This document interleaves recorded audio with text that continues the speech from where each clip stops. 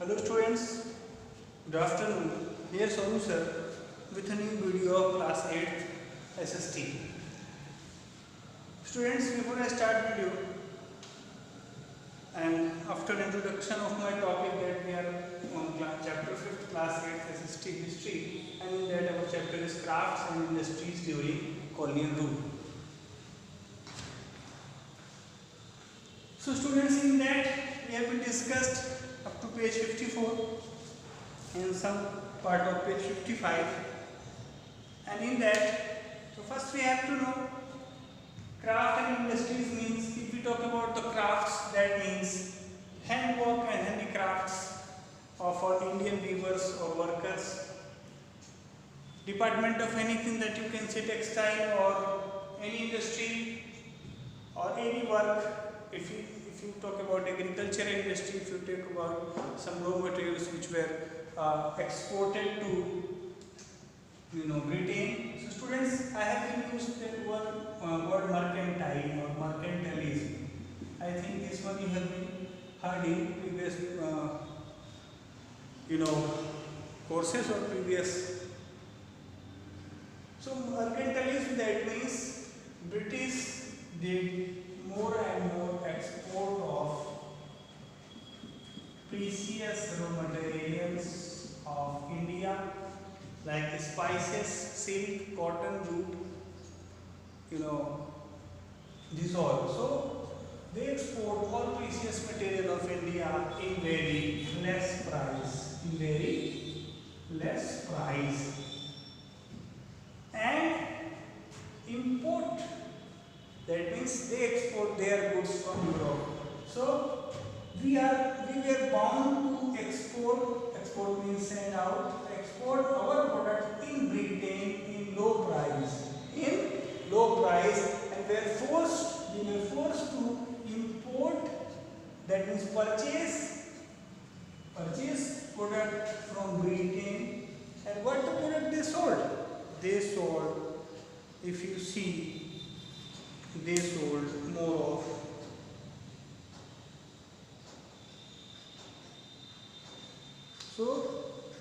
the ready-made goods. So after purchasing the raw materials from India like cotton, silk, spices, wool, anything, and after making that products as ready-made products, after finishing that products, and after completing that and polishing of that products, they sell that products in India at a high price. So students, this was a clear exploitation, economical exploitation of our country. So by the time passes, slowly they destroyed our industries, our handicrafts, our weavers, our workers. So slowly they destroyed and make decline our industry, our country's industry and crafts. And if we talk about our today's topic of page 55, impact of British policies on Indian industries. So British made some policies of art and craft and industries, and by that policies, what were the impacts today we are going to see. Students, I am reading from your course book. One of the major objectives of the British was to export raw materials from India to Britain to fulfill the requirements of the British industries. They also aimed at optimum revenue generation for administrative purposes in India at the cost of the Indians. The implementation of the British commercial policies had wide-ranging effects. So there is a word optimum. Optimum means students highest. Optimum means highest. So as you know, British were totally in favor of optimum or highest exploitation of our countrymen, and they had what they wanted, and they tried their best in exploitation, and it was the cost of the Indians. And In their administrative purposes, if we talk about administrative purposes, that means to control their rules and law and order, they always used the money and the time and the work of Indian or countrymen. They always exploited Indian or countrymen in the name of administrative purposes. They took what they wanted to take. So students, if we talk about the effects of British policies on Indian industries, so in counting we talk about in number 1 position, a stiff competition arose between the Indian homemade products and British machine-made goods after the Industrial Revolution in England. So students, there was an Industrial Revolution in England, and by that most of industrial products was being in production in England, and they wanted to send more and more product at high price to our country. And while they were taking raw materials from our country to their country and making the finished products and ready-made products for us, that exact time some Indian workers and weavers or Indian hand workers and the craft workers were there, and they also were making goods and products like British. So there was a stiff competition in handmade products or machine-made products of Britain in India at the time of England, Britain Industrial Revolution. And students, and this is about India, so there was a stiff competition arose between the Indian handmade products and British machine-made goods after the Industrial Revolution in England. Power looms replaced traditional handlooms. So students, that war was not only between India and England. That war was between also man-made thing or machine-made thing. That war was also between men and machines. So students, it was tough and it was stiff and hard time for our countrymen that they were having not any machine, and Britain had machines to make polished or good product or finished products. That way competition was in favor of British. And students, so power looms changed or replaced traditional hand. Students, while making fiber or fabrics or clothes, in past time hand looms were in use. If you see hand looms nearby you, you can see in Jalalpur or Tanda, hand looms are also used till now.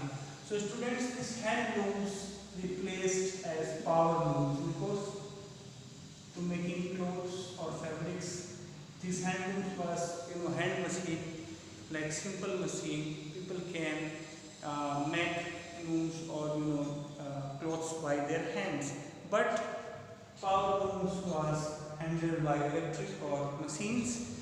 So power looms can make more clothes compared than hand looms. So that is why power looms replaced hand looms. Machine-made goods were available at cheaper rates as compared to the textile Indian goods. As a result, the sale of Indian handicrafts declined. So students, as you know, machine can make easily a product, and because it would make easily, so that is why it would be cheaper than handmade products, because to make any products by hand, it is more hard and it is more having labor work, and by that the cost of that product would be more, because people also combine in that his labor or her labor work, and at the same time that handmade products were more good to use, but people always being in thinking that if it would be cheap product, it would be a cheaper product that would be more easy to purchase. That is why the cheaper product of Britain was in favor of purchasing. People started more and more purchasing of Britain machine-made products, and started less purchasing of our Indian handmade products, and by that our handicrafts industry started declining. And students, indigenous craftsperson lost patronage of the Indian rulers. So that is why our native craftsperson, so as we know, by the time passes, British started, you know, taking administration on all rights like zamindari or economical rights or agriculture and forest laws and all things. So that is why the regional rulers became weak, and they lost the patronage of some native handicrafts or handicrafts person, and by that indigenous craftsperson lost patronage of the Indian rulers. So they left Indian rulers because Indian rulers were not able to pay them high or to pay them sufficient, because the market was low for them and the machine made, Britain made products were in market. That is why, as Britain imported raw materials from India, the Indian craftsperson could not retain enough raw materials to work with. And what was the next reason? Most of the raw material was taken by British to make, ready-made products. So raw materials was also lagged, was also insufficient to Indians. That is why they were not able to make finishing or polished products. So lack of raw material was also there. And if we see, India was made an exporter of raw materials to Britain and an importer of British finished products. So that is why it was helplessness of India, our misfortune, that we had to purchase finished products from Britain and we had to sell our raw products to Britain in less price and had to purchase that finished product in high price. By that, our revenue, our economical condition get exploited, and we started losing our economical condition and economical power, and that is why people has known our country as golden world, but sooner we became bird of silvers or coppers. So students, only the reason was there that we were in hand of misfortune of Britain, and they collected our precious raw materials in very less price forcefully and exported in their country, and they exported their finished and polished and ready-made products to our country in high price, and by that they gained more and more and we lost more and more. Students, India, there was an increased pressure on the agricultural sector as more and more people were seeking employment. So industries were ruined, industries were destroyed, and more people started agriculture. And as you know, agriculture is not thing that people can sufficiently survive their life. So Britain made our crafts and industries, our craftsperson and laborers as farmers or as bound laborers in field.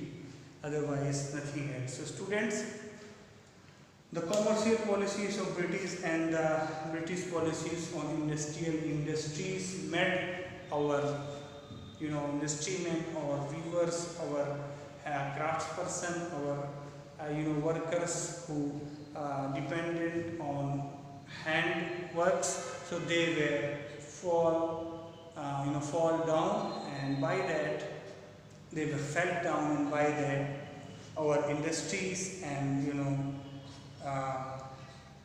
man-made or handmade policy and handmade industries were ruined or declined.